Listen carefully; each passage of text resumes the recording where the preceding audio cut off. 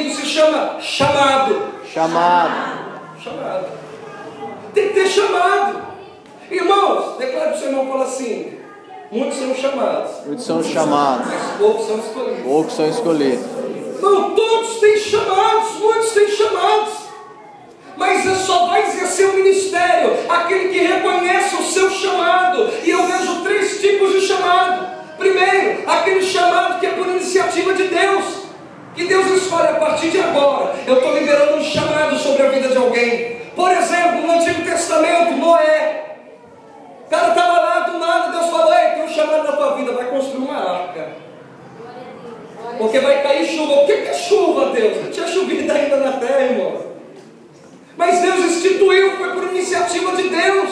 Outra coisa, os levitas, irmão, foi um chamado que Deus instituiu. Deus chamou e falou: olha, eu quero a partir de agora que seja assim, os levitas sejam separados, assim, assim, assado. Então a primeira parte do chamado é a iniciativa de Deus. Tem um chamado que é por iniciativa de Deus. Outros chamados, por exemplo, são por desde a nascença.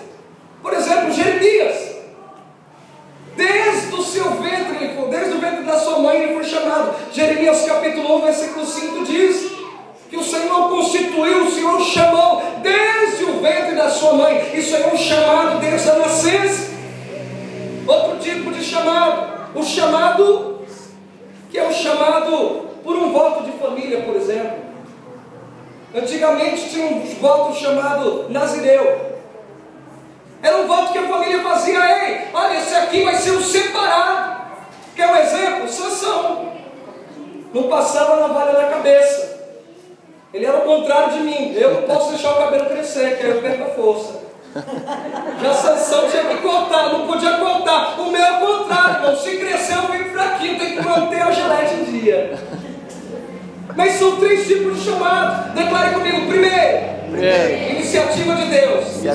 Deus pode chamar do nada. Quando o seu irmão fala assim: ficou estreito agora, hein, irmão? Ficou estreito agora. Porque tem crente que quando fala de chamado, fala: eu não tenho chamado.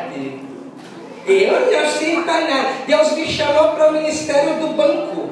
É o ministério bancal. Eu fui chamado para ficar no banco da igreja assistindo. Está amarrado em nome de Jesus, amém? Porque você tem chamado de Deus. Se você não foi instituído